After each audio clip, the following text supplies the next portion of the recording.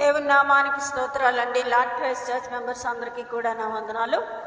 మరి ఈ సమయంలో గత ఆదివారం నుంచి ఈ ఆదివారం వరకు దేవుడు తన రెక్కల చాటును మనందరినీ దాచి కాపాడి రక్షించి ఆయుష్ ఆరోగ్యం ఇచ్చి మరొక ఆదివారాన్ని మనకిచ్చి మరి యొక్క పరిశుద్ధమైన మందిరంలో మనందరమును కూడి దేవుని నామాన్ని మరి పాటల ద్వారా, స్తుతుల ద్వారా, వాక్యం ద్వారా ఆయన నామాన్ని గణపరచడం కోసం మనల్ని అందరినీ ఇక్కడ ఏకపరిచిన దేవునికి వందనాలు చెల్లిస్తూ ఈ ఆరాధనా క్రమం అంతట్లో కూడా మరి ఆయన మన దగ్గరుండి నడిపిస్తారని నమ్మచ్చు. మరి ఈ ఆరాధనా క్రమానికి ముందుగా చిన్న ప్రార్థన చేసుకుందాం. ప్రేమ నమ్మకమైన గల మా పరలోక ప్రియ తండ్రి, మీకు వందనాలు. ఆశ్చర్యకరుడ అద్భుత కార్యాలు చేసే దేవా, నీకు వందనాలు నాయన తండ్రి. యొక్క ఆరాధనా క్రమంలో మేము ఇదంతా నడిపించడానికి మీరు మాకు ఇచ్చిన ఈ కృపను బట్టి, ధన్యతను బట్టి మీకు వందనాలు. వచ్చిన ప్రతి బిడ్డను కూడా మీరు దీవించి ఆశీర్వదించండి, రావాల్సిన నడిపించండి. ఈ యొక్క ఆరాధనా క్రమం ఆదరించినంత వరకు మీరు జయప్రదం చేస్తారని ఆయన ఈ యొక్క ఆరాధన క్రమంలో మీరు మాతో నడిపిస్తారని నమ్మచ్చు. మా ప్రభువును ప్రియకుమారుడైన యేసునామం పేరట వేడుకొంచున్నాం తండ్రి. ఆరాధనా క్రమానికి ముందుగా మొట్టమొదటి పాటగా ఈ సార్వత్రిక క్రైస్తవ కీర్తన పుస్తకంలో 89వ పాట పాడి దేవుని నామాన్ని మహింపరిద్దామండి. 89, 89. సర్వేశ్వర నీకే స్తుతి, సర్వము నీకే ప్రభు అన్న పాట పాడి దేవుని నామాన్ని మహింపరుచుకుందామండి.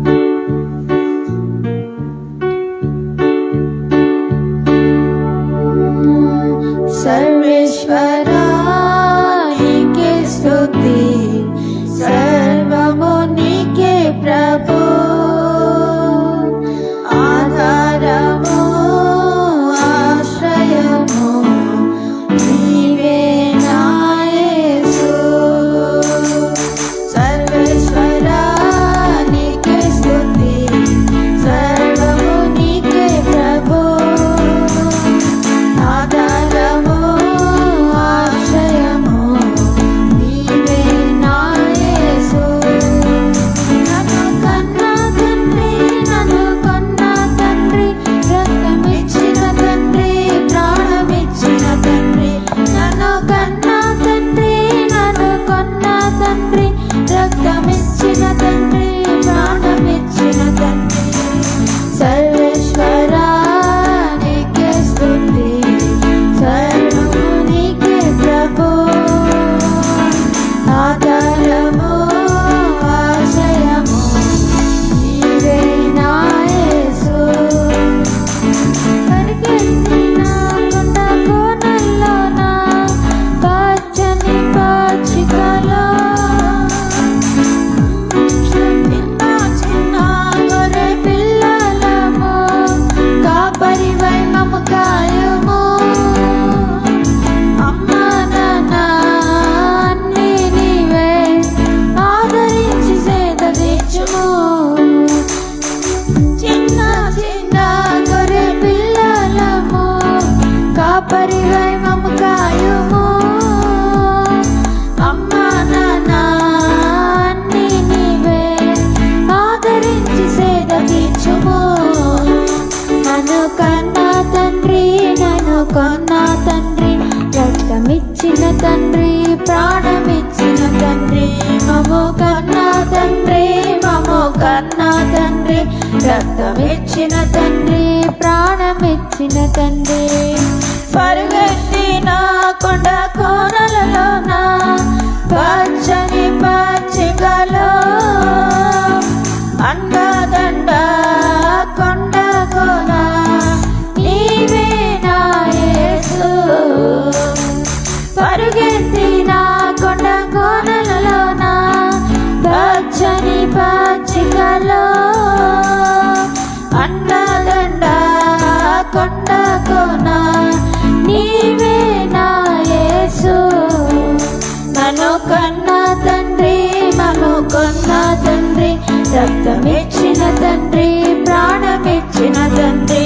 నన్ను కన్నా తండ్రి, నన్ను కొన్నా తండ్రి, రక్తమిచ్చిన తండ్రి, ప్రాణమిచ్చిన తండ్రి. సర్వేశ్వర నీకే స్తుతి, సర్వము నీకే ప్రభు,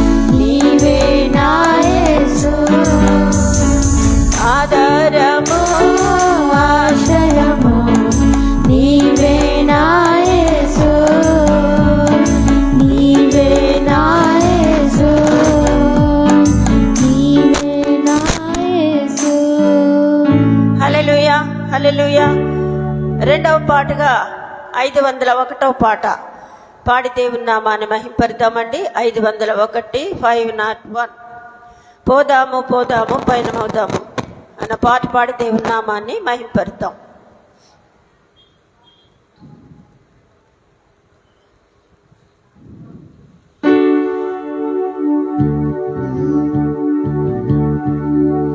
పోదాము పోదాము పయనమవుదాము, సువార్త చెప్పబోదాము. పోదాము పోదాము పయనమవుదాము, సువార్త చెప్పబోదాము. అక్కడి పోదాం ఇక్కడి పోదాం ఎక్కడి పోదాము, సువార్త చాటింప సాగిపోదాము. అక్కడి పోదాం ఇక్కడి పోదాం ఎక్కడి పోదాము, సువార్త చాటింప సాగిపోదాము. పోదాము పోదాము పయనమవుదాము, సువార్త చెప్పబోదాము. పోదాము పోదాము పయనమవుదాము, సువార్త చెప్పబోదాము. ఆ జాతి జాతి ఏ జాతండి, పరిశుద్ధతే మన సొంత జాతండి. ఆ జాతి జాతి ఏ జాతండి, పరిశుద్ధతే మన సొంత జాతండి. పోదాము పోదాము పయనమవుదాము, సువార్త చెప్పబోదాము. పోదాము పోదాము పయనమవుదాము, సువార్త చెప్పబోదాము. ఆ ఊరు ఈ ఊరు ఏ ఊరండి, కానాను దేశమే మన దేశమండి. ఆ ఊరు ఈ ఊరు ఏ ఊరండి, కానాను దేశమే మన దేశమండి. పోదాము పోదాము పయనమవుదాము, సువార్త చెప్పబోదాము. పోదాము పోదాము పయనమవుదాము, సువార్త చెప్పబోదాము. ఆ రక్తం ఈ రక్తం ఏ రక్తమండి, క్రీస్తు యేసు రక్తమే పాపం పండి. ఆ రక్తం ఈ రక్తం ఏ రక్తమండి, క్రీస్తు యేసు రక్తమే పాపం పండి. పోదాము పోదాము పయనమవుదాము, సువార్త చెప్పబోదాము. పోదాము పోదాము పయనమవుదాము, సువార్త చెప్పబోదాము. ఆ లోకం ఈ లోకం ఏ లోకమండి, పరలోకమే మన స్వాస్యమండి. ఆ లోకం ఈ లోకం ఏ లోకమండి, పరలోకమే మనకు స్వాస్యమండి. పోదాము పోదాము పయనమవుదాము, సువార్త చెప్పబోదాము. పోదాము పోదాము పయనమవుదాము, సువార్త చెప్పబోదాము. ఈ ప్రేమ ఏ ప్రేమండి, యేసు ప్రేమలో మార్పు లేదండి. ఆ ప్రేమ ఈ ప్రేమ ఏ ప్రేమండి, యేసు ప్రేమలో మార్పు లేదండి. పోదాము పోదాము పయనమవుదాము, సువార్త చెప్పబోదాము. పోదాము పోదాము పయనమవుదాము, సువార్త చెప్పబోదాము. ఆ సంఘం ఈ సంఘం ఏ సంఘమండి, క్రీస్తు యేసు సంఘమే మన సంఘమండి. ఆ సంఘం ఈ సంఘం ఏ సంఘమండి, క్రీస్తు యేసు సంఘమే మన సంఘమండి. పోదాము పోదాము పయనమవుదాము, సువార్త చెప్పబోదాము. పోదాము పోదాము పయనమవుదాము, సువార్త చెప్పబోదాము. పోదాము పోదాము పయనమవుదాము, సువార్త చెప్పబోదాము. హల్లెలూయా హల్లెలూయా. మూడవ పాటగా 330వ పాట, నీవుంటే నాకు చాలు యేసే అన్న పాట పాడి దేవుని నామాన్ని మహింపరుచుకుందామండి. 331 పాట ఈ సార్వత్రిక క్రైస్తవ కీర్తన పుస్తకంలో.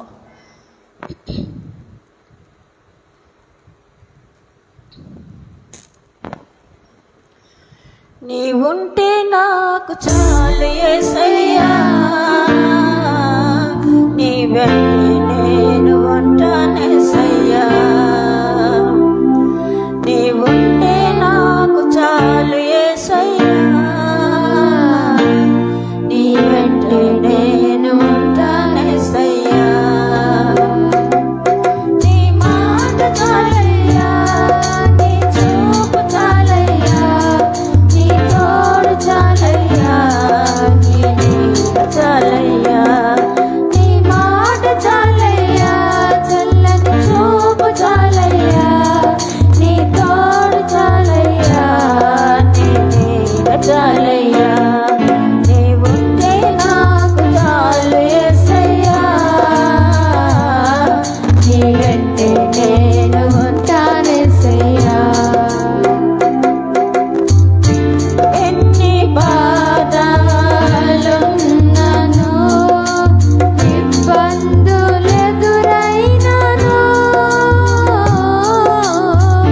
ఎంత కష్టమొచ్చినా,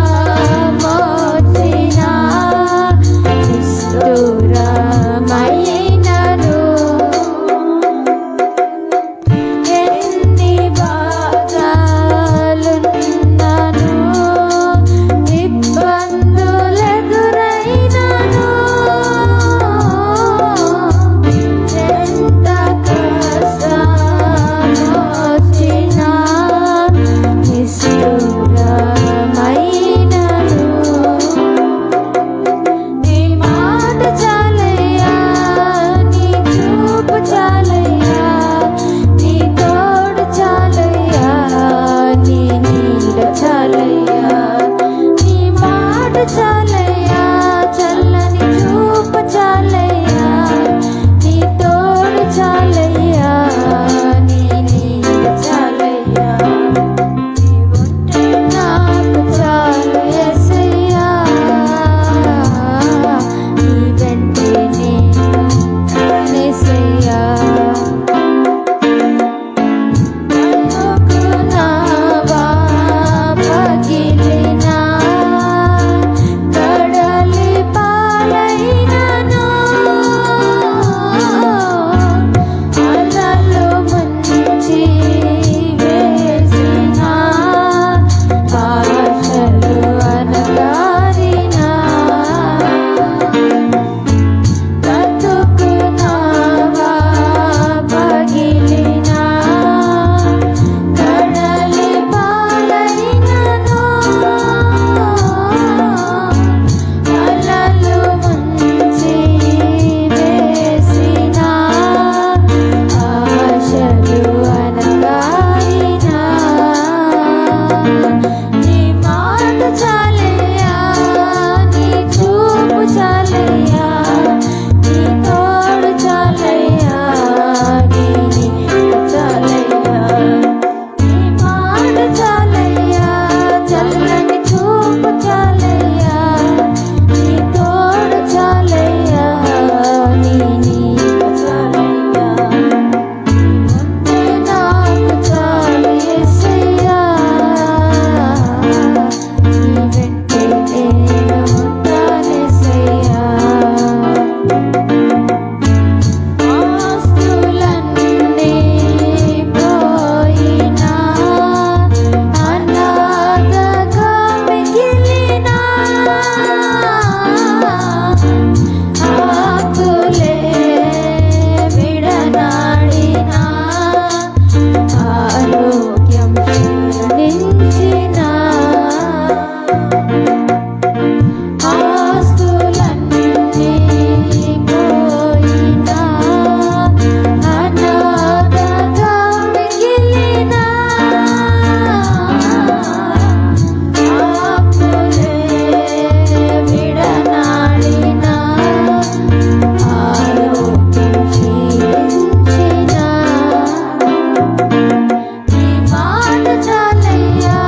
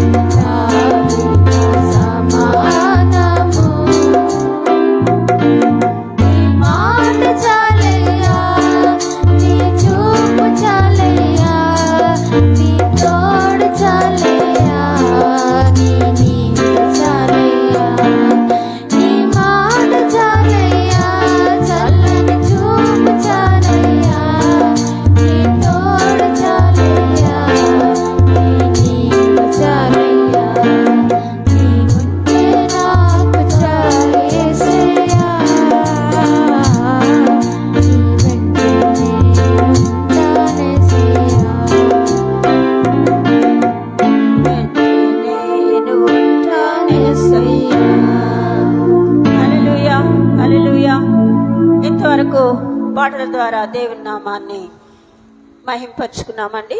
మరి ఈ సమయంలో మనం కలిసి మరి స్తుతి ఆరాధనా క్రమాన్ని జరిపించుకోవడానికి హల్లెలూయా స్తుతి మహిమ అనే పాట ఈ పుస్తకంలో 17వ నెంబర్ పాట పాడి మరి దేవుణ్ణి స్తుతించుకుందామండి. దానికి ముందుగా చిన్న ప్రార్థన చేసుకుందాం.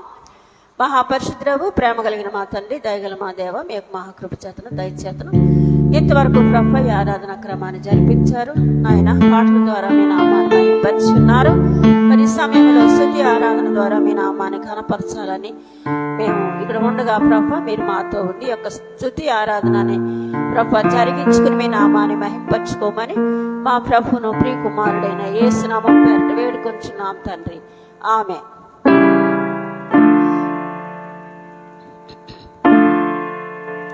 అందరం పాడదామండి కలిసి. హల్లెలూయా స్తుతి మహిమ ఎల్లప్పుడూ దేవునికి చెందును. హల్లెలూయా స్తుతి మహిమ ఎల్లప్పుడూ దేవునికి చెందును. హల్లెలూయా హల్లెలూయా హల్లెలూయా హల్లెలూయా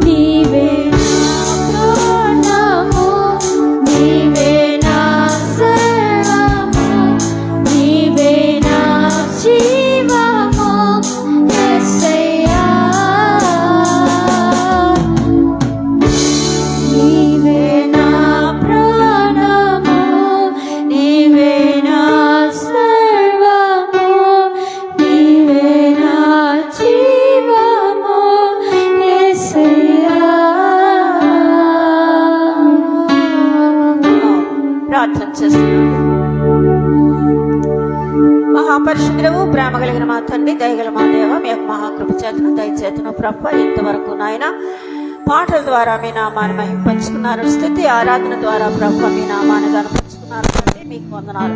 ఇక జరగబోయిన కార్యక్రమం అంతటినీ కూడా ప్రభ మరి వాక్యములోను ప్రభ కీర్తనలోను తండ్రి అన్ని విషయాల్లోనూ ప్రభ మీరు మాకు తోడుగా ఉండి నడిపించి నా తండ్రి యొక్క ఆరాధనా క్రమాన్ని మీ నామాన్ని మహింపరచుకునేలాగా సహాయం చేసి నడిపించమని, వచ్చిన బిడ్డలందరినీ కూడా మీరు దీవించి ఆశ్రయించమని మా ప్రభును ప్రియకుమారుడైన యేసు నామం పేరిట వేడుకొంచున్నాం తండ్రి.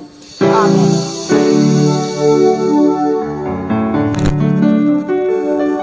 ఈ సమయంలో 106వ దావీదు కీర్తన చదివి దేవుని నామాన్ని మహింపరచుకుందామండి.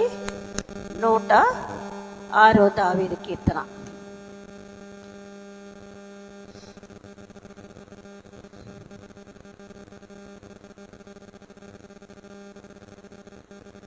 నూట 126వ దావీదు కీర్తన చదివి దేవుని నామాన్ని మహింపరచుదాం.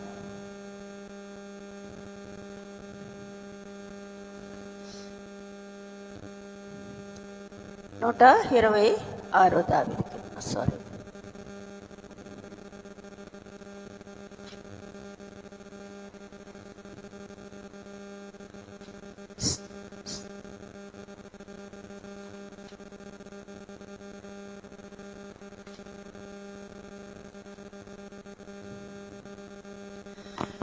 సియోనికి తిరిగి వచ్చిన వారిని యెహోవా చెరలో నుండి రప్పించినప్పుడు మనము కలక వినువారి వలె కల కనిని వారి వలె నుంటివి. మన నోటి నిండా నవ్వుండెను, మన నాలుక ఆనందగానముతో నిండి ఉండెను. అప్పుడు యెహోవా వీని కొరకు గొప్ప కార్యములు చేసినని అన్యజనులు చెప్పుకోండి. యెహోవా మన కొరకు గొప్ప కార్యములు చేసి ఉన్నాడు, మనము సంతోషభరితులమైతిమి. దక్షిణ దేశంలో ప్రవాహములు పారునట్లుగా యెహోవా చెరపట్టబడిన మా వారిని రప్పించుము. కన్నీళ్లు విడిచుచు విత్తువారు సంతోషగానముతో పంట కోసిదరు. పిడికడి విత్తనములు చేతపట్టుకుని ఏడ్చుచూ పో విత్తువాడు సంతోషగానము చేయిచు పనులు మోసుకుని వచ్చు. దేవుడు తన వాక్యాన్ని దీవించగాకండి. మరి ఈ సమయంలో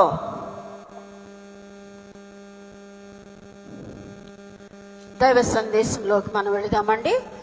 సంఖ్యాకాండం 16వ అధ్యాయము 1 నుంచి 35 వచనాలు మనం చదువుతూ ఎక్స్ప్లెయిన్ చేసుకుందామండి. సంఖ్యాకాండం 16వ అధ్యాయము 1 నుంచి 35 వచనాలు మనం చదువుకుంటూ ధ్యానించుకుందామండి. వాక్యానికి ముందుగా కూడా చిన్న ప్రార్థన చేసుకుందాం. ప్రేమ నమ్మకం గల మా పరలోక ప్రీతండ్రి, మీకు వందనాలు. సర్వశక్తిమంతుడా మీకు వందనాలు ప్రభా. ఎంతవరకు ఈ యొక్క ఆరాధన క్రమాన్ని మీరు జయప్రదం చేశారు ప్రభా.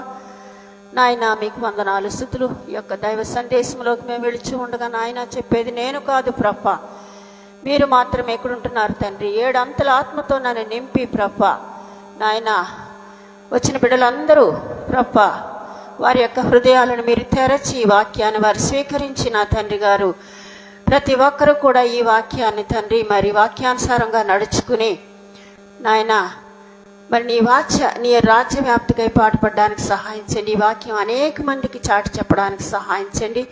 నీ సేవకులుగా నీ సాక్షులుగా వారిని సిద్ధపరచమని మీరు నాతో ఉండి నడిపించమని మా ప్రభువును ప్రియకుమారుడైన యేసు నామం పేరట వేడుకొంచున్నాం తండ్రి. ఆమేన్. సంఖ్యాకాండం 16వ అధ్యాయము 1 నుంచి 35 వర్సెస్. లేవీకి మునుమనుమడును కహాతుకు మనముడును ఇస్లారు కుమారుడు నగు కోరహు రూబేనీయులు రూబేను, 2వ వాడు షిమ్యోను, 3 యోదా, 4వ వాడు లేవి అండి. ఈ లేవికి గెర్షోము, మెరారి, కహాతు అనే 3 కుమారులు ఉన్నారండి. అయితే మరి ఈయన కూడా మరి ఈ యొక్క మోషే అహరోన్లు వచ్చి మరి కహాతుకి సంబంధించిన మరి అమ్రాము, కహాతు కుమారుడైన అమ్రాము ఆ అమ్రాము యాకోబెతుని వివాహం చేసుకున్నాడు. సో వారిద్దరికి మరి అహరోను మోషే. అహరోను పెద్దవాడు, అహరోను తర్వాత మిరియాం తర్వాత మోషే చిన్నవాడు. సో ఈ యొక్క మరి కహాత్ యొక్క కుమారుడైన అమ్రామ్కి 3 సంతానం అండి. అయితే వీళ్ళందరూ కూడా లేవీకి సంబంధించిన వాడు అనమాట. కహాతు అయితే మరి దేవుని యొక్క మరీ దగ్గర సన్నిహితమైన క్రియలు చేయడానికి మరి ఈ కహాతు సంబంధికులనే దేవుడు ఎన్నుకున్నాడు. అంటే ఎక్కువగా అహరోను అంటే ఈ ప్రత్యక్ష గుడారంలో కానీ మరి దేవుని యొక్క దగ్గర ఆయనకు ప్రార్థించిన ప్రత్యక్ష గుడారం దగ్గరికి వచ్చి ప్రార్థించడానికి కానీ దేవుడు మాట్లాడాలంటే కూడా మోషే అహరోనుతోనే మాట్లాడుతున్నాడు ఆ సమయాల్లో. కాబట్టి మరి ఆ గుడారంలో వాళ్ళు చేయాల్సిన ప్రతి పని కూడా అక్కడ అహరోను సంతతి వారు చేయాలి. అయితే మిగిలిన వాళ్ళు అందరూ చాలామంది ఆ యొక్క లేవీలే, గెర్షోం కుమారులు లేవీలు, మరి మెరారి సంతానం కూడా లేవీలే. కానీ వారేంటంటే మరి మిగిలిన పనులు అంటే ఆలయం ఉందనుకోండి, ఆలయంలో కొంతమంది తుడిచేవారు ఉంటారు, కొంతమంది కడిగేవారు ఉంటారు, ఆ పాత్రలు కడిగేవాళ్ళు ఉంటారు, కొంతమంది సన్నిధి రొట్టెలు చేసేవాళ్ళు ఉంటారు, కొంతమంది సెక్యూరిటీ గార్డులు ఉంటారు, ద్వారాల దగ్గర కాపలా ఉన్నవాళ్ళు పెద్ద పెద్ద మందిరాలు అయితే. సో మరి ఇదంతా కూడా లేవీ సంబంధించిన వాళ్ళే. కానీ దగ్గర పని దేవుని యొక్క ప్రత్యక్ష గుడారం దగ్గరుండి దేవునితోటి మాట్లాడే పరిస్థితి ఇదంతా కూడా మరి కహాతు సంతతి వారు. అంతేకాదండి, దేవుని యొక్క మందస్సు మోసేవారు కూడా మరి ఈ యొక్క కహాతు సంతానం వాళ్ళే మొయ్యాలి. అంటే అహరోను యొక్క కుమారులు ఆ పని చెయ్యాలి.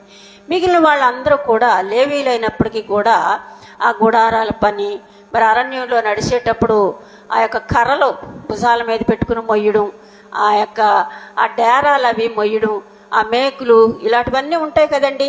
అంటే మందిరానికి సంబంధించిన మందిరం అంటే అక్కడ ఆ గుడారం అరణ్యంలో వేసుకున్న ఆ యొక్క గుడారం, దేవుని యొక్క ప్రత్యక్ష గుడారము, దాని తాలూకా సంబంధించిన వస్తువులన్నీ కూడా మరి లేవీకి సంబంధించిన వాళ్ళే. లేవి అంటే హత్తుకొనుట అని అర్థం. కాబట్టి వాళ్ళు మాత్రమే చెయ్యాలి. సో మరి మిగిలిన వాళ్ళు ఇంకా మిగిలిన 11 వంశస్థులు ఉన్నారు. వాళ్ళు చేసే పనులు వేరేగా ఉంటాయండి. మరి దేవునికి గుడారానికి సంబంధించిన పనులు మాత్రం ఓన్లీ లేవీలు మాత్రమే చేయాలన్నమాట. సో అయితే ఈ యొక్క కోరహు లేవీకి మునుమనవడటండి, కహాతుకి మనవడట. తర్వాత ఇస్లారు కుమారుడు, ఈయన పేరు కోరహు అంటే మంచుగడ్డ అని అర్థం వస్తుందండి. అయితే ఈయన ఏం చేశాడట, ఈ కోరహు అన్న అతను రూబేనీయులలో ఏలియాబు కుమారుడైన దాతాను అభిరాములు. రూబేను కుమారుడు ఏలియాబు అండి. ఆ ఏలియాబు యొక్క కుమారుడు దాతాను అభిరాము, వీళ్ళ ముగ్గురిని పెట్టుకున్న తర్వాత పేలెతు కుమారుడైన ఓనును, వీళ్ళ ముగ్గురు మొత్తం. ఈ కోరహు వీళ్ళందరినీ దగ్గరికి రప్పించుకుని, అయితే అంతేకాకోకుండా అక్కడ సమాజంలో ఉన్న పెద్దల్ని, అధికారుల్ని, ముఖ్యమైన మనుషుల్ని అందరినీ మరి ఆయన దగ్గరికి చేర్చుకున్నాడు అంటండి. ఎంతమంది? మొత్తం 250 మందిని ఆయన మరి దగ్గరికి చేర్చుకుని, ఎవరి మీదండి తిరుగుబాటు చేస్తున్నారు? ఇక్కడ మోషేకి ఎదురుగా తిరుగుబాటు చేస్తున్నారు. అయితే మోషే అహరోన్లకు విరోధముగా పోగుపడి, మీతో మాకు ఇంకా పని లేదు. ఏం చెప్తున్నాడు చూడండి, మీతో మాకేమీ పని లేదు. ఈ సమాజంలో అందరూ కూడా పరిశుద్ధులు మీరే కాదు, ఈ సమాజంలో అందరూ కూడా పరిశుద్ధులే. ఎందుకంటే దేవుడు అందరినీ కూడా సమానంగానే చూస్తాడు. కానీ మీరెందుకు యెహోవా సంఘం మీద మిమ్మల్ని మీరు ఎలా హెచ్చించుకుంటున్నారు అని అడుగుతున్నాడు మోషే. ఈ సంఘాన్ని అంతటినీ కూడా దేవుడు అందరినీ సమానంగానే చూస్తాడు, అందరూ పరిశుద్ధులే. కానీ మీరెందుకు ఈ సంఘం మీద మరి అధికారం చెలాయించాలని చూస్తున్నారు అని చెప్పేసి మోషేని అడుగుతున్నాడండి ఆయన. అప్పుడు మోషే ఏం చేశాడంటే వెంటనే ప్రార్థన చేశాడండి, సాగిలు పడి ప్రార్థన చేశాడు. దేవుడికి ఈ విషయం చెప్పాడు అనమాట. చెప్పిన వెంటనే అప్పుడు ఏం జరిగిందంటే, చెప్పి వెంటనే వచ్చి ఆ యొక్క మోషే గారు కోరహతో ఇలా చెప్తున్నాడు. అటు తర్వాత అతడు కోరహతోనూ వాని సమాజంతోనూ ఇట్లా, నేను తన వారు ఎవరో పరిశుద్ధుడు ఎవరో రేపు యెహోవా తెలియచేసి వానిని తన సన్నిధికి రానిచ్చును. ఆయన తాను ఏర్పరచుకున్న వారిని తన యొద్దకు చేర్చుకొనును. అయితే వచ్చి మోషే గారు చెప్తున్నారు, తన వారెవరో పరిశుద్ధులు ఎవరో రేపు యెహోవా సన్నిధిలో నీకు తెలుస్తుంది. పరిశుద్ధుల్ని ఆయన సన్నిధిలో చేర్చుకుంటారు అనేసి అని చెప్పి మోషే కోరహతో అంటున్నాడు, ఇలాగ చేయుడి. కోరహును అతని సమస్త జనసమూహమైన మీరును ధూపార్తులను తీసుకుని వాటిలో అగ్ని ఎంచి రేపు యెహోవా సన్నిధిని వాటి మీద ధూపద్రవ్యము వేయడి అని మోషే కోరహతో చెప్తున్నాడు. మీరందరూ కూడా ఆ యొక్క ధూపార్తులు తీసుకుని అందు మీద అగ్గి వేసి మరి ఆ యొక్క ధూపార్తిని వేయడి అనేసి అని చెప్తున్నాడు. అప్పుడు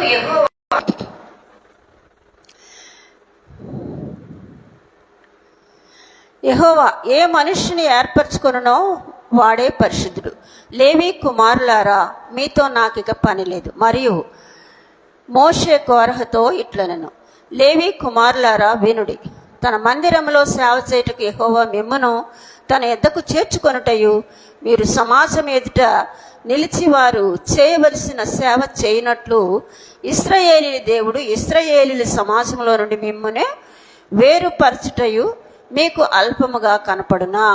అయితే మరి లేవీల్లో కహాతు సంతానాన్నే దేవుడు మరి దేవునికి దగ్గరగా ఉండే పనులు బాగా దగ్గరగా ఉండి చేసి, అంటే మరి యాజకత్వము, తర్వాత ఆ మందసొమ్మయుడుని ఆ ప్రత్యక్ష గుడారం దగ్గరికి వచ్చి మరి దేవునితో మాట్లాడడం, మరి అక్కడ బలులు అర్పించడం, ఇలాంటివన్నీ కూడా కహాతు సంతానమే. అయినా కూడా మిగిలిన లేవీలను కూడా దేవుడు విడిచిపెట్టలేదు. ఏదో ఒక పని చేయటానికి వాళ్ళని ఏర్పాటు చేసుకున్నాడు ఆ యొక్క మందిరంలోనే. కాబట్టి ఇంతమంది ఇశ్రాయేలీలు ఉన్నారు కదా, 12 గోత్రాల్లోనూ కూడా లేవీ గోత్రాన్నే కదా ఎక్కువగా దేవుడు ఎన్నుకున్నాడు. మీరు కూడా అలాగ కొంత పనికి ఎన్నుకోబడ్డారు. కాబట్టి మీరు అది తక్కువని మీరు అనుకుంటున్నారా? ఎందుకు తక్కువని ఎంచుకుంటున్నారు అనేసి అని చెప్పి మరి వాళ్ళని దేవుడు మోషే అడుగుచున్నాడండి.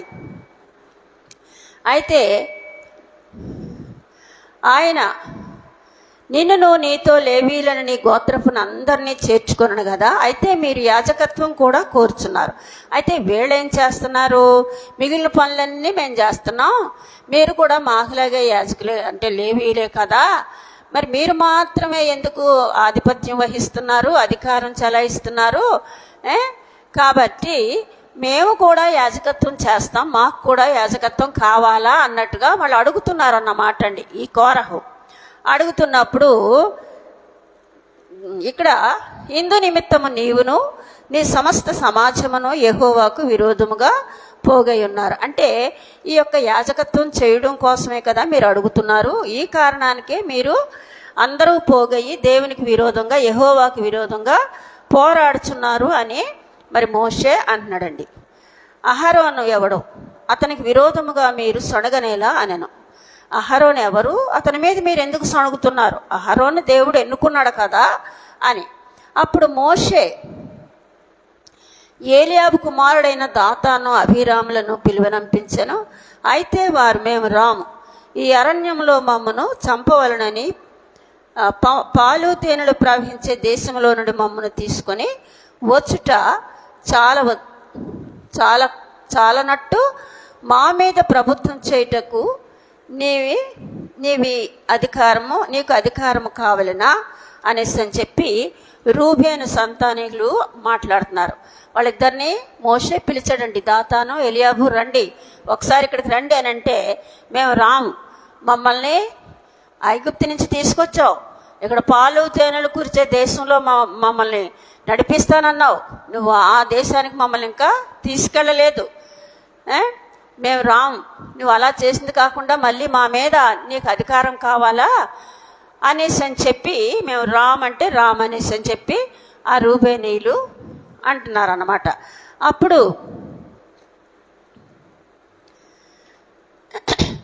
మేము రాము, ఈ అరణ్యములో మమ్మను చంపవలనని పాలు తేనెలు ప్రవహించే దేశంలో నుండి మమ్మను తీసుకొని వచ్చుట చాలనట్టు మా మీద ప్రభుత్వం చేయుటకును నీకు అధికారం కావాలినా? అంతేకాదు, నీవు పాలు తేనెలు ప్రవహించే దేశంలోనికి మమ్మను తీసుకొని రాలేదు, పొలములు ద్రాక్ష తోటలు గల స్వాస్యం మాకు ఇయ్యలేదు, ఈ మనుషుల కన్నులను ఊడబెరుకుదువా ఊడతీయుదువా అనేసని ఈ యొక్క దాతాను రూబేనీయుడు దాతాను అభిరాములు మోషేకి సమాధానం తిరిగి చెప్తున్నారట.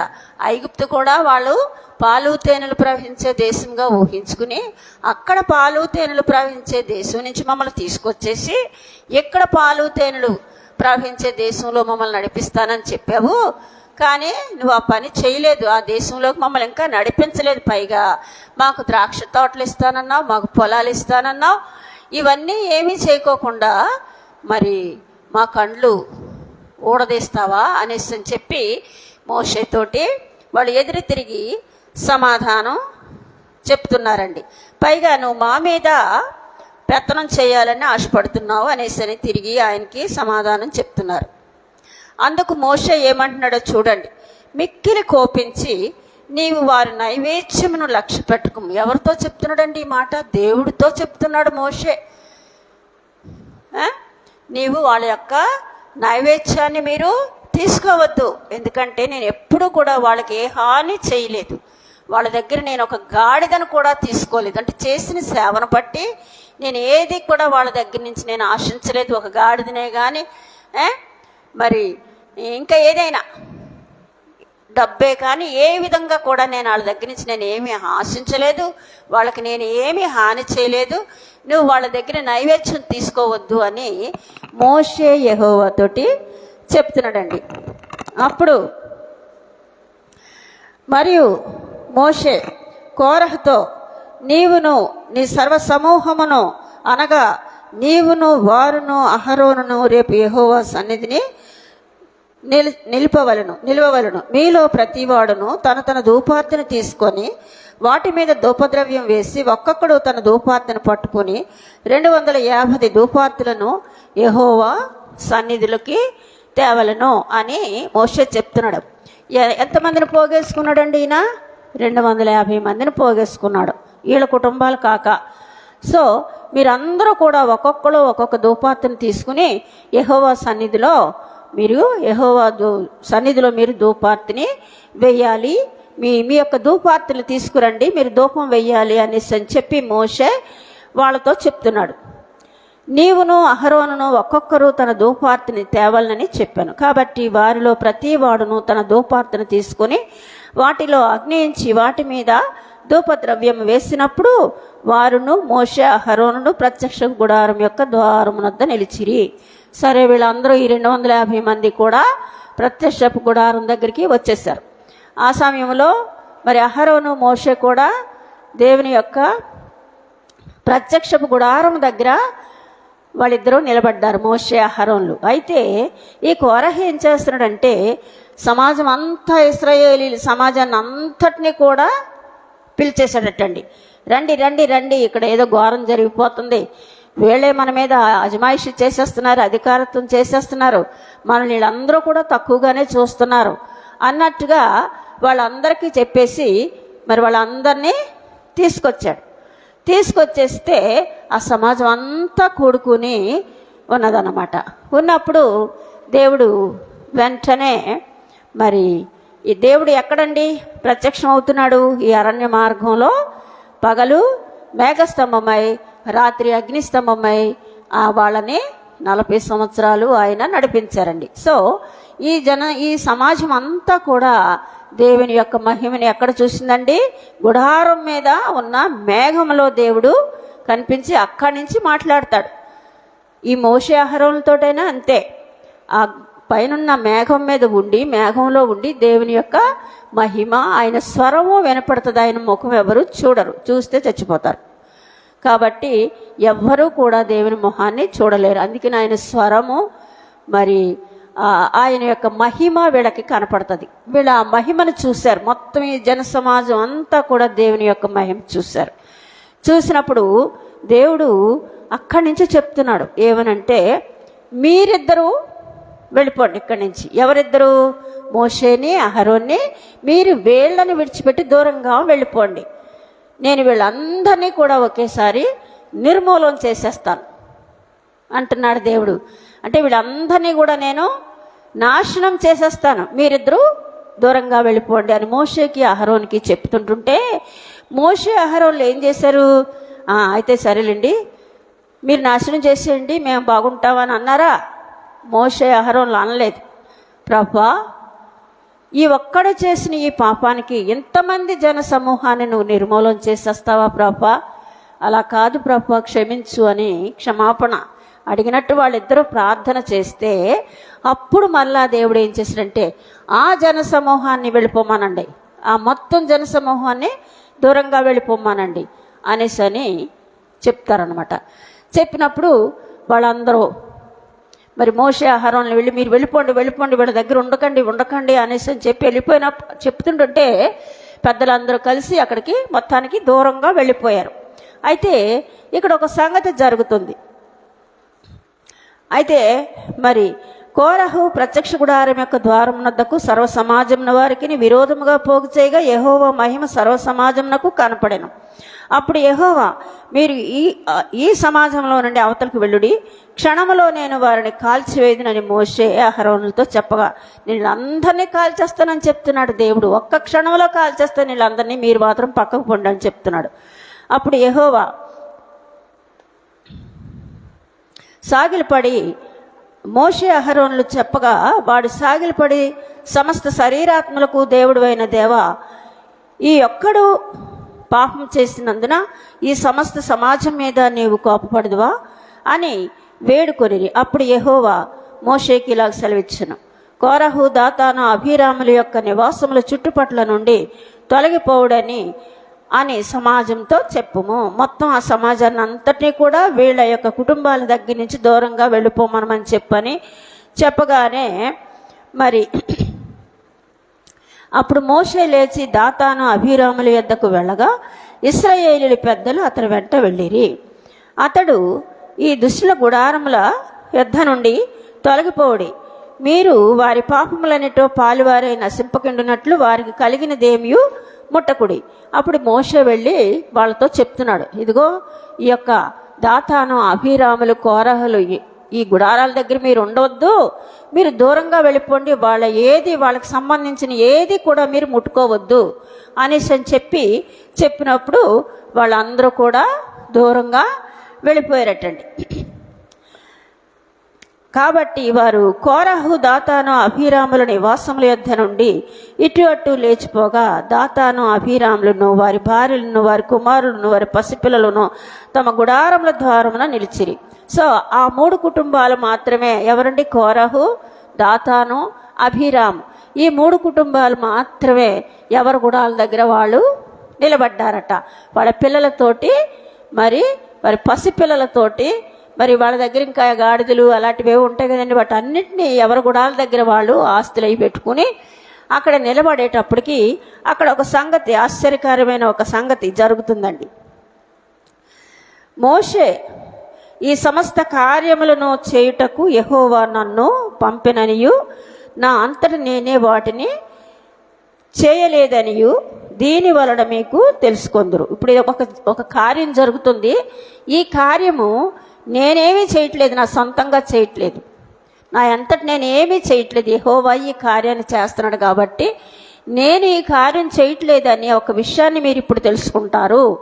ఏంటంటే యెహోవా చేసే కార్యాన్ని మీరు చూస్తున్నారు అనేసి. మనుషులందరికీ వచ్చు మరణము వంటి మరణము మీరు పొందిన ఎడలను సమస్త మనుషులకు కలిగినది ఇదే వీరికి కలిగిన ఎడలను యెహోవా నన్ను పంపలేదు. అయితే యెహోవా గొప్ప వింత పుట్టించడం వలన వారు ప్రాణములతో పాతాళంలో కూలినట్లు భూమి తన నోరు తెరిచి వారిని వారికి కలిగిన సమస్తమును మృంగివేసిన యెడల వారు యెహోవాను అలక్ష్యం చేసిరని మీకు తెలియను. భూమి ఇప్పుడు వాళ్ళు అక్కడ నిలబడ్డారు, వాళ్ళ గుడారాల దగ్గర నిలబడ్డారు. ఆ గుడారాల దగ్గర నిలబడినప్పుడు మరి అక్కడున్న భూమి ఇలాగా నెరవిడిచి ఎక్కడైతే నెరవేర్చిందో అక్కడున్న మనిషి ఆ లోపలికి వెళ్ళిపోతున్నాడు అన్నమాట. అంటే భూకంపం వచ్చేటప్పుడు భూమి ఎలా బద్దలసిపోతుందో అలాగా వీళ్ళు నిలబడ్డ దగ్గర భూమి బద్దలయ్యి నెరవిడిచి ఎక్కడున్న కుటుంబం అక్కడి నుంచి అలాగ వాళ్ళ స్వాస్థ్యం ఏంటి, వాళ్ళ పిల్లలేటి, వాళ్ళు ఎంతమంది ఉన్నారో వాళ్ళు అంతమంది కూడా అలాగే భూమిలోకి వెళ్ళిపోతున్నారు, పాతాళంలోకి వెళ్ళిపోతున్నారు అన్నమాట. సో ఇక్కడ ఆ కార్యం జరుగుతుంది కాబట్టి ఇది నేను చేయలేని పని. మనిషి ఎప్పుడు కూడా భూమి బద్దలసిపో అంటే అవుతుందా? అవదు. అది దేవుడు చెప్తేనే, ఎందుకంటే ఆయన సృష్టికర్త కాబట్టి ఆయన చెప్తేనే ఆ కార్యం జరుగుతుంది. భూమి బద్దలవ్వాలి, లేకపోతే భూకంపం రావాలి, లేకపోతే ఇంకా సృష్టిలో ఏదైనా ప్రళయం రావాలని దేవుడు ఆజ్ఞాపిస్తేనే జరుగుతుంది. మనం అన్నంత మాత్రాన జరగదు. కాబట్టి మోషే ఏం చెప్తున్నాడంటే, ఏ కార్యం ఇదంతా నేను చేయట్లేదు, దేవుడే చేస్తున్నాడు, అది మీరు తెలుసుకోవాలంటే ఇప్పుడు జరిగే కార్యాన్ని మీరు చూడండి అని. అంటే భూమి నెరవిడిచి విడిచినప్పుడు మనుషులు అక్కడ ఉన్నవాళ్ళు అంతా వాళ్ళ స్వాస్థ్యం అంతా కూడా భూమిలో వెళ్ళిపోవటం, అది మళ్ళా మూసేసేయటం. అర్థమైందా? అలాగే జరుగుతుంది అనేసి అని చెప్పి మోషే చెప్తున్నాడు. అయితే అతడు ఆ మాటలన్నీ చెప్పి చాలించగానే వారి క్రింది నేల నెరవిడిచెను. చూసారా? నెరవిడిచినంటే బీట వేసేసింది అనమాట. ఇక్కడి నుంచి అంత దూరం, వాళ్ళు ఉన్నంత దూరం కూడా బీట విరిచి ఇటు అటు సపరేట్ అయిపోయింది నేల. భూమి తన నోరు తెరచి వారిని, వారి కుటుంబములను, కోరహు సంబంధులందరినీ, వారి సమస్త సంపాద్యమును మృంగివేసెను. మొత్తం ఆ కుటుంబం సంబంధించిన వాళ్ళందరినీ కూడా, వాళ్ళ ఆస్తి అంతటిని కూడా భూమట మింగేసిందంట. అంటే వాళ్ళందరినీ లోపల పెట్టేసి మూసేసింది అన్నమాట. సో మళ్ళీ మాట్లాడడానికి లేదు. అయితే ఎందుకంటే ఇలా చేశారు? వాళ్ళు ఏం చేశారు? దేవునికి, దైవజనులకి మీద తిరుగుబాటు చేశారు.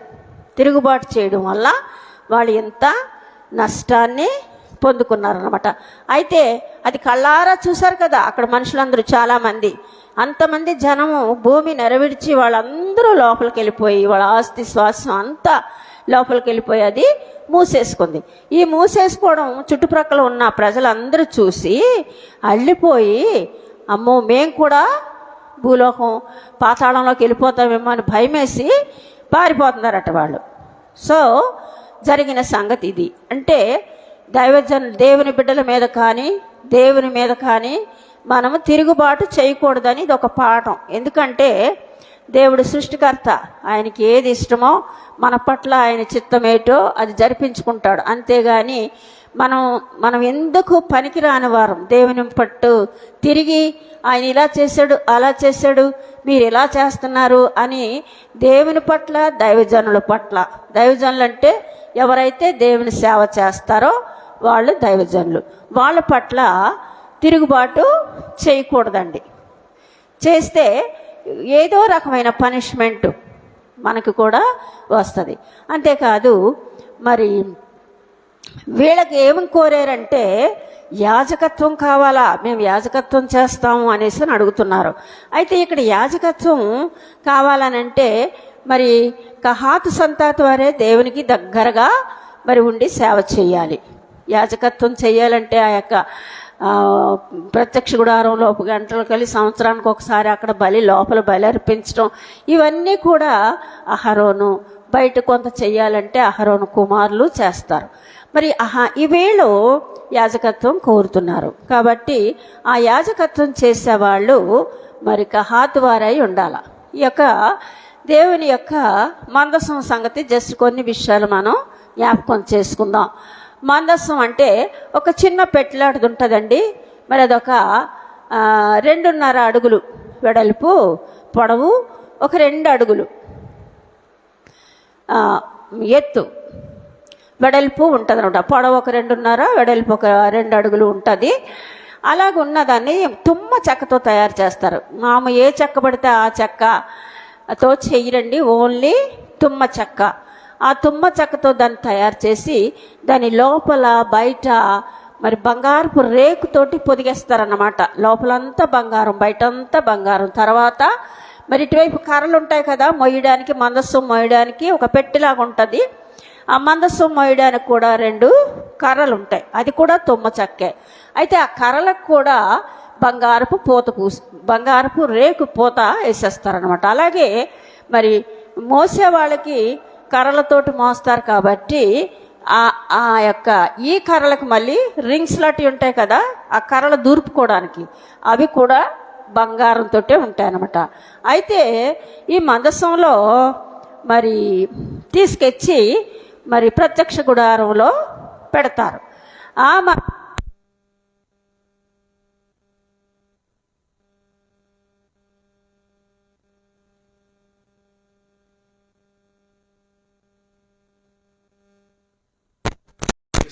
ఆ మందసంలో మరి ధర్మశాస్త్ర గ్రంథం అక్కడ దేవుడు పెట్టమన్నాడు. అంటే మరి సీనాయి కొండ మీద యెహోవా మోషేకిచ్చిన ధర్మశాస్త్రపు పలకలు 2 అందులో పెట్టమని చెప్పారండి.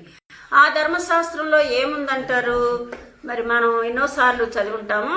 ధర్మశాస్త్రంలో ఎక్కువగా న్యాయాన్ని గురించి, ధర్మం గురించి, మరి తల్లిదండ్రుల్ని మరి మనం ఏ రకంగా సన్మానించాలి అన్నది అక్కడ కట్టడలు, విధులు, ఆజ్ఞలు అనేక రకమైనవి ఉంటాయి. మరి ఉన్నప్పుడు ఆ గ్రంథం తీసుకెళ్ళి మందసంలో పెడతారు. ఎందుకు పెడతారండి? ఆ యొక్క న్యాయం, ధర్మం, ఆ కట్టడలు, ఆజ్ఞలు, మరి నీతి, ఇలాంటివన్నీ కూడా మనం కూడా అనుసరించాలన్న ఒక ఉద్దేశంతో ఆ ధర్మశాస్త్రపు గ్రంథాన్ని అందులో ఉంచారండి. తర్వాత మరి ఇశ్రాయేలీల అరణ్యంలో ప్రయాణం చేసుకుని వచ్చినప్పుడు ఎంతో కొంత ఆహారము ఐగుప్తు నుంచి తీసి తెచ్చుకున్నారు. కానీ కొన్ని రోజులకి అది అయిపోవడం వల్ల మళ్ళీ మాకు ఆహారం లేదు, మాకు దుంపలు లేవు, ఎల్లుగడ్డలు లేవు, ఉల్లిపాయలు లేదు, కీరదోస లేదు, ఇది లేదు, అది లేదని సనగడం మొదలు పెడితే అప్పుడు ఆయన ఏం చేశారంటే ఆకాశం నుంచి మన్నాను కురిపించాడు దేవుడు. ఆ మన్నా మరి ఎలా ఉంటుందంటే మామూలుగా మనం చూస్తే ఒక రకంగా చెప్పుకోవాలంటే మరి కొత్తిమీర గింజ ఎలాగైతే ఆ పువ్వుకు సంబంధించింది తెల్లగా ఉంటుంది చూసారా, అలాగా ఉంటుంది అన్నమాట. అది దేవుడు మరి మనం ఉదాహరణగా చెప్పుకుందాం, ఉదయం 6 గంటలకి మరి ఈ యొక్క మన్నా పడుతుంది అన్న సమయంలో దేవుడు జ్ఞానవంతుడు, తెలివైన వాడు, మరి భవిష్యత్తుని ఎరిగిన దేవుడు కాబట్టి ఆయన ఏం చేశాడంటే ముందు మంచుని వేస్తాడట, మంచు కురిపిస్తాడట దేవుడు భూమి మీద. లేకపోతే డైరెక్ట్గా మన్నా పడింది అనుకోండి, అక్కడ ఏమవుతుంది, మట్టి, ఇసుక, గడ్డి, చెత్త అన్నీ కూడా ఆ మన్నాకి అంటుకుపోతాయి. అలా కాకోకుండా దేవుడు ముందుగా మంచును కురిపిస్తాడు. సో ఒక 10 మినిట్స్ అలా అయ్యేటప్పటికి ఆ గాలికి కొంచెం వేడికి ఆ మంచు ఏమవుతుందండి, గడ్డలాగా అయిపోయి చక్కగా ఒక ప్లేట్ లాగా ఉంటుంది. ప్లేట్ అంటే మనం మామూలుగా ఒక గ్లాస్ని మనం గుర్తుపెట్టుకోవచ్చు. అంటే గ్లాసు ఎలా ఉంటుందో అలాగా ట్రాన్స్పరెంట్గా అలాగా గట్టిగా ఉంటుంది అనమాట. అప్పుడు మరి మన్నా కానీ కురిస్తే కనుక దాని మీద పడుతుంది. మరి ఇశ్రాయేలీలందరూ వచ్చి మన్నా పడగానే మరి ఒక్కొక్కరు ఒక ఓమేరు ఎత్తుకోవాలటండి. ఓమేరు అంటే దగ్గర ఒక 1/4 కేజీ. ఆ 1/4 కేజీ వాళ్ళు ఎత్తుకుని రోజంతా తినాల. ఏ రోజుకి ఆ రోజే ఒక్కొక్కరికి ఒక్కొక్క 1/4 కేజీ. ఇప్పుడు ఒక 6 పిల్లలు ఉన్నారనుకోండి, ఇంట్లో 6 మనుషులు ఉంటే మరి వాళ్ళని 6 6 కేజీలు ఎత్తుకోవాలన్నమాట.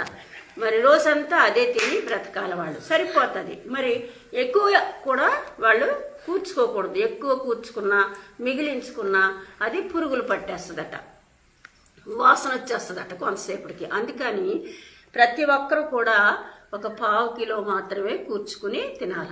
అయితే 6 రోజులు అలా చేసినప్పుడు మరి 7వ రోజు కోసం 6వ రోజునే కూర్చేసుకోవాలి. ఎందుకంటే 7వ రోజు విశ్రాంతి దినం కాబట్టి ఇవన్నీ చేసుకోవడానికి లేదు, దేవుణ్ణి ఆరాధించడమే. కాబట్టి వాళ్ళు 6వ రోజున మళ్ళీ రేపటి కోసం 7వ రోజు కోసం కూర్చుకున్నామన్నా మళ్ళీ పాడవదు. ఎందుకంటే అది దేవుని ఆజ్ఞ ప్రకారంగా వాళ్ళు చేస్తున్నారు కాబట్టి అది పాడవదు. ఆయన వద్దు అన్నాడు కాబట్టి ఒకవేళ ముందు రోజు 5వ రోజు 6వ రోజు కోసం కొంచెం ఎక్స్ట్రా తీసుకున్నారనుకోండి, అలా తీసుకుంటే అది కుళ్ళిపోవడం మరి కంపు కొట్టడం జరుగుతుంది. కాబట్టి మరి ఇలాగా దేవుని ఆజ్ఞ ప్రకారంగా అందరూ ఒక్కొక్కరు ఒక్కొక్క మేరు తీసుకుని దాన్ని మరి పిండి చేసుకోవటం, మళ్ళీ లేకపోతే అట్టులు చేసుకోవటం, లేకపోతే రొట్టెలు చేసుకోవటం, లేకపోతే డైరెక్ట్గా తినడమో కూడా చేయొచ్చటండి. అలాగా మరి దాన్ని తిని బ్రతికేవాడు అనమాట. అయితే 40 సంవత్సరాలు వీళ్ళు మరి అరణ్యంలో ఈ యొక్క మన్నాన్ని తిని బ్రతికారు కాబట్టి దానికి గుర్తుగా ఒక పాత్రలో మన్నాన్ని తీసుకుని మీరు ఆ యొక్క మందసం లోపల పెట్టమని చెప్పాడటండి దేవుడు. అప్పుడు మరి అది ఒక పాత్రలో తీసి గుర్తుగా ఆ యొక్క మన్నాని లోపల పెట్టారు. మన్నా అంటే ఏంటండి? పరలోకపు ఆహారం. పరలోకంలో మన దేవుడు ఉంటాడు కదండి. దేవుని యొక్క ఆహారం అంటే అది ఆత్మీయ ఆహారం మనకి. అంటే మనకి ఆత్మీయ ఆహారము వాక్యం. మనం ఎప్పుడూ కూడా ఈ వాక్యాన్ని చదువుతూ దేవునికి సన్నిహితంగా ఉండాలనే ఉద్దేశంతో మనం ఈ వాక్యాన్ని జ్ఞాపకం చేసుకుంటూ దేవుని జ్ఞాపకం చేసుకుంటూ ఉండడం కోసం గుర్తుగా మన్నాని ఆ యొక్క మందసంలో పెట్టించాడండి దేవుడు. ఆ తర్వాత 3వదిగా వీళ్ళేంటంటే యాజకత్వం కావాలి మేము అవ్వాలి అనేసి వాళ్ళు కూడా, మిగిలిన లేవీయులు కూడా ఈ కోరహలాటలు అడుగుతూ ఉంటే మరి ఇక్కడ దేవుడు ఏం చేశాడంటే మోషేతోటి చెప్పాడు, ఇశ్రాయేలీలు 12 వంశస్థులు కదా, ఈ ఇశ్రాయేలీల యొక్క ప్రతి వంశం నుంచి ఒక్కొక్క కర్ర, ఎండిపోయిన కర్రను తీసుకొచ్చి వాళ్ళ యొక్క గోత్రపు పేరు రాసి మరి ఈ యొక్క ప్రత్యక్షపు గుడారంలో మందసం దగ్గర పెట్టండి అనేసి అని చెప్పి ఆ యొక్క కర్రలన్నీ తీసుకొచ్చి పెట్టమని చెప్తున్నాడు. అందులో అహరోను కర్ర అంటే లేవీల యొక్క కర్ర అహరోన్ అనే పేరు రాసి దాని మీద ఈ మొత్తం 12 కర్రలు, ఎండిపోయిన కర్రలు ఆ లోపల పెట్టమని మోషేతో చెప్తే మోషే కూడా మరి ఒక్కడో వెళ్ళి పెట్టడానికి లేదు, ఎందుకంటే అనుమానాలు వస్తాయి మనుషులకి. కాబట్టి మోషే కూడా ఆ కొంతమందిని తీసుకుని వెళ్ళి ఆ యొక్క 12 కర్రలు కూడా లోపల పెట్టి వస్తాడు. అయితే అందులో కండిషన్ అయితే ఏముందంటే తెల్లవారేటప్పటికి ఏ కర్ర అయితే చిగిర్చి మరి ఆ కర్ర ఏ కర్ర అయితే చిగురించుతుందో ఆ కర్ర తాలూకా వ్యక్తే ఇక్కడ ప్రధాన యాజకుడు అవుతాడు అన్నట్టుగా ఒక ఇది పెట్టాడు అన్నమాట.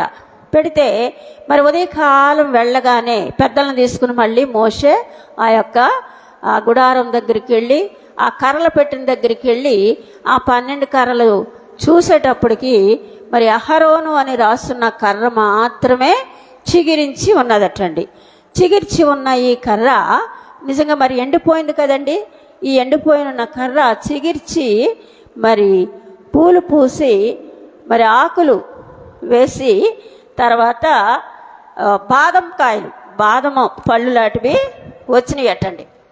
వస్తే చూసి వాళ్ళందరూ కూడా అహరోను కర్ర చిగిర్చిందని చెప్పి అహరోను మరి ప్రధాన యాజకుడిగా దేవుడు నిర్మింపబడడం మరి మనకు తెలుసండి. సో ఈ యొక్క ఎండిపోయిన చిగిరించిన కర్రకి సాదృశ్యం, అహరోను కర్ర చిగిర్చిన దానికి సాదృశ్యం యేసుక్రీస్తు అండి. యేసుక్రీస్తుని మరి ప్రజలు యూదులు మరి ముఖ్యంగా ఆయన్ని చంపి మరి సమాధిలో పాతిపెట్టి వెళ్ళారు. దానికి సీల్ కూడా వేసేశారు. సమాధికి సీల్ అస్సలు ఎవరు తీయడానికి లేదు, మరి చూడడానికి లేదు. కాబట్టి అలాంటి స్థితిలో ఉన్న మరి యేసుక్రీస్తు 3వ రోజున ఏం చేశాడండి? ఆయన సజీవుడిగా సమాధిలో నుంచి లేచిపోయాడు. అంటే ఇక్కడ మనం అర్థం చేసుకోవాల్సింది అంటే వాళ్ళు అక్కడ ఎండిపోయిన కర్రను పెట్టారు, అది చిగిర్చింది, పువ్వు పూసింది, కాయ కాసింది. ఇక్కడ యేసుక్రీస్తుని చంపి సమాధిలో పెట్టారు, కానీ యేసుక్రీస్తు మళ్ళా సజీవుడుగా లేచిపోయాడండి. ఆయన సజీవుడిగా లేచిపోయి మళ్ళీ 40 రోజులు చుట్టుప్రక్కలంతా తిరిగి అందరితో మాట్లాడి పరలోక రాజ్యం గురించి చెప్పి సువార్త చెప్పి శిష్యులతోటి 11 సార్లు మాట్లాడి అనేక మంది జనానికి కనపడి మళ్ళా 40వ రోజుని ఆయన ఆరోహణం అవడం అందరూ చూశారు. ఆరోహణం అయిపోయాడండి. సో ఇప్పుడు మనం నేర్చుకోవలసిన విషయం ఏంటంటే ఈ ధర్మశాస్త్రం వల్ల నీతి, న్యాయం, ధర్మం మనం నేర్చుకోవాలా. ఆ రకంగా మనం ప్రవర్తించాలి. ధర్మశాస్త్ర ప్రకారంగా దేవునికి ఇష్టమైన రీతిగా నీతిని బట్టి న్యాయంగా ధర్మంగా మనం నడుచుకోవాలా. 10 ఆజ్ఞలను మరి ముఖ్యంగా అవి మనం అనుసరించాలా. దానికి సూచనగా ధర్మశాస్త్రం మనం అనుసరించాలని ధర్మశాస్త్రాన్ని అందులో పెట్టారు. తర్వాత మన ఆత్మీయ వాక్యం అండి, ఆత్మీయ ఆహారం. అదే ఆత్మీయ ఆహారం అంటే వాక్యం అండి. ప్రతిరోజు వాక్యం చదువుతూ దేవునితో సన్నిహిత సంబంధం కలిగి మరి ఆయనతో ఉండాలన్న ఒక ఉద్దేశంతో మరి ఈ యొక్క దానికి గుర్తుగా మన్నాని మందసంలో పెట్టారండి. తర్వాత మరి చిగిర్చే కర్ర యేసుక్రీస్తుకి సాదృశ్యంగా, అంటే యేసుక్రీస్తు కూడా మనకి మన దేవుడు కాబట్టి ఆయనే వాక్యము, ఆయనే దేవుడు కాబట్టి ఆ వాక్యాన్ని మనం అనుసరిస్తూ దేవునికి ఇష్టమైన రీతిలో జీవిస్తూ ఆయన చనిపోయి తిరిగి లేచి ఏ విధంగా పరలోక రాజ్యానికి వెళ్ళి తండ్రి సన్నిధిలో కూర్చున్నారో అదే విధంగా మనం కూడా చనిపోయినప్పటికీ మనం కూడా పునరుద్ధానులు అవుతామనే నమ్మకము, విశ్వాసము, నిరీక్షణ కలిగి మరి ఆయనతో మనం కూడా పరలోక రాజ్యంలో ఉండి నిత్య జీవము కలిగి ఉంటామన్న ఒక ఉద్దేశాన్ని, మరి విశ్వాసాన్ని, నిరీక్షణ కలిగి ఉండాలన్న ఒక ఉద్దేశంతో దేవుడు ఈ యొక్క మందసంలో ఈ 3 వస్తువుల్ని పెట్టి మరి వాటి ద్వారా మనకి హెచ్చరిక కలిగజేస్తున్నాడండి. ఆ విధంగా మనం ధర్మశాస్త్రం ప్రకారంగా మరి మన్నా అంటే ఆత్మీయ వాక్యాన్ని మనం ఎప్పుడు పాటిస్తూ, అలాగే మరి యేసుక్రీస్తు చనిపోయినట్లు మనం కూడా చనిపోయి ఆయన లేచినట్లు మనం కూడా లేస్తామని, మనకి కూడా పరలోక రాజ్యంలో స్థలం ఉంటుందని, ఆయన ఏర్పాటు చేస్తాడనే కదా పైకి వెళ్ళారండి. సో అది నమ్మి విశ్వసించి నిరీక్షించాలని మరి ఈ చిన్న వాక్యం నేను ముగిస్తున్నానండి. దేవుడు దీవించుగాక. ప్రార్థన చేసుకుందాం. ప్రేమ నమ్మకం గల మా పరలోక ప్రియ తండ్రి, ఇంతవరకు తండ్రి మీరు మాతో ఉండి ఈ యొక్క ఆరాధన క్రమాన్ని పాటల ద్వారా నాయన స్తుతి ఆరాధన ద్వారా ప్రభా మరి నాయన వాక్యం ద్వారా ప్రభా ఎన్నో విషయాలు ప్రభా మీరు మాతో మాట్లాడి ఉన్నారు నాయన. మీకు వందనాలు, స్తుతులు, స్తోత్రాలు చెల్లించుకుంటున్నాను. వచ్చిన బిడ్డలందరినీ కూడా మీరు దీవించి ఆశ్రయించి ప్రతి ఒక్కరి హృదయాల్లో మీరు తెలిసి వాక్యాన్ని ప్రభా వారి హృదయాల్లో మీరు చేర్చి ఉన్నారని నమ్ముచున్నాం. ప్రతి ఒక్కరు ఈ యొక్క వాక్యాన్ని స్వీకరించి ఈ వాక్యాన్ని తండ్రి ప్రభా వాక్యానుసారంగా నడుచుకుంటూ నా తండ్రి అనేక మందికి వాక్యాన్ని చాటి చెప్పి ప్రభా నీ రాజ్యవ్యాప్తికై పాటుపడడానికి మీ సహాయత అనుగ్రహించండి. వచ్చిన ప్రతి బిడ్డలను కూడా మీరు దీవించి ఆశ్రయించండి. ఈ సంఘస్థులందరినీ ప్రతి కుటుంబాన్ని పేరు చెప్పిన దీవించి ఆశ్రయించి ప్రభా గర్భఫలం లేని స్త్రీలను మీరు జ్ఞాపకం చేసుకుని గర్భఫలాన్ని అనుగ్రహించి భార్యాభర్తల మధ్య మిస్అండర్స్టాండింగ్స్ లేకుండా సహాయం చేసి కుటుంబాన్ని దీవించి ఆశ్రయించండి. అలాగే చదువుతున్న బిడ్డల పట్ల మీరు తోడుగా ఉండి మంచి జ్ఞానం ఇచ్చి నడిపించి మంచి ఎడ్యుకేషన్ చేసుకుని ప్రభా వారి కాళ్ళ మీద వాళ్ళు నిలువబడి నీ నామాన్ని స్తుతిస్తూ తండ్రి మీకు సేవ చేసే బిడ్డలుగా వర్ణిస్తారని నమ్ముచున్నాం. అలాగే ప్రతి కుటుంబంలో ప్రభా ఉన్న సమస్యలను మీరు పరిష్కరించండి నాయన. ఇంకా తండ్రి ప్రభా ఉద్యోగాలు లేక బాధపడుతున్న ప్రతి ఒక్కరిని కూడా మీరు జ్ఞాపకం చేసుకుని ప్రతి ఒక్కరికి ఎంతో కొంత ప్రభా వాళ్ళ కాళ్ళ మీద నిలబడి పని చేసుకుని కష్టపడి సంపాదించుకుని ప్రభా తండ్రి వారు జీవించడానికి మీ కృప ఆ కుటుంబాలకు మీరు అనుగ్రహించండి. అలాగే ఎంతమందికి వివాహం కాకోకుండా ప్రభా సంఘంలో ఉన్నారో తండ్రి వారిని కూడా మీరు జ్ఞాపకం చేసుకుని సాటి అయిన తోడును మీరు అనుగ్రహించి తండ్రి మీరు పరలోకంలో చేసిన వివాహాన్ని భూలోకంలో స్థిరపరిచి వారు మీ నామాన్ని మహింపరచుకుంటారని నమ్ముచున్నాం. అలాగే కుటుంబాలు విడిపోయిన కుటుంబాలను ఏకపరచండి. ఏ విధమైన కాంప్లికేషన్స్, ఇంట్లో అనారోగ్య సమస్యలు తండ్రి, ఫైనాన్షియల్ ప్రాబ్లమ్స్ ఏమున్నప్పటికీ నీ కూడా ప్రభా నువ్వు గొప్ప దేవుడు. నిన్ను నమ్మి అడిగినట్లయితే ఇచ్చే దేవుడివి తండ్రి. నువ్వెంతో కనికరము ప్రభా కలిగిన దేవుడు, దయా కనికరములు కలిగిన దేవుడు అయ్యా.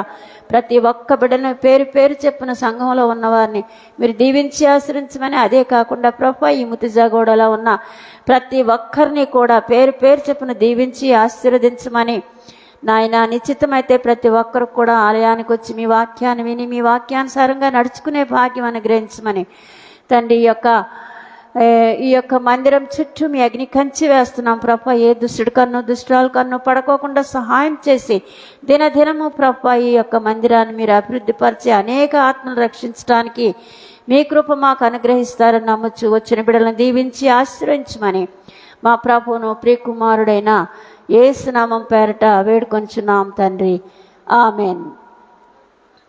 నీ నామం పరిశుద్ధపరచబడను గాక, నీ రాజ్యం వచ్చును గాక, నీ చిత్తం పరలోకమందు నెరవేర్చినట్లు భూమి మీద నెరవేరును గాక. మాకు కావలసిన ఆహారం నేడు మాకు దయచేయము. మేడలు అపరాధం చేసిన వారిని మేము క్షమించిన ప్రకారం అపరాధం క్షమించము. మమ్మల్ని శోధనలను తేక దుష్టుని తప్పించము. రాజ్యము బలము శక్తి మహిమ నిరంతరము నీవేనవు తండ్రి, ఆమెన్.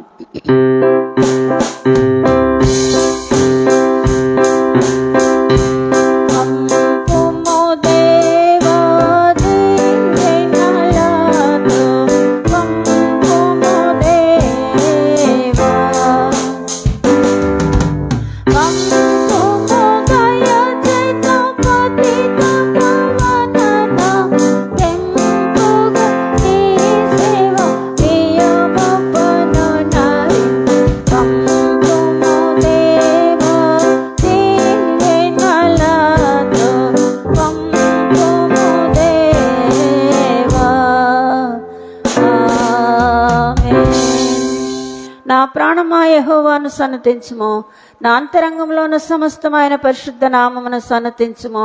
నా ప్రాణమా యెహోవాను సన్నతించుము, ఆయన చేసిన ఉపకారములలో దేనిని మరువకుము. నా ప్రాణమా యెహోవాను సన్నతించుము, ఆమేన్. తండ్రి యొక్కయు కుమారుని యొక్కయు పరిశుద్ధాత్మ యొక్కయు ప్రేమ కృప సమాధానం సహవాసం ఆదరణ ఇప్పుడు ఎల్లప్పుడు సదాకాలము వచ్చిన బిడ్డలందరికీ వారి చుట్టాల బంధువులు రక్త సంబంధికులకి స్నేహితులకి మాకును తోడుగా ఉండునుగాక, ఆమేన్. మీ అందరికీ నా వందనాలండి. God bless you all.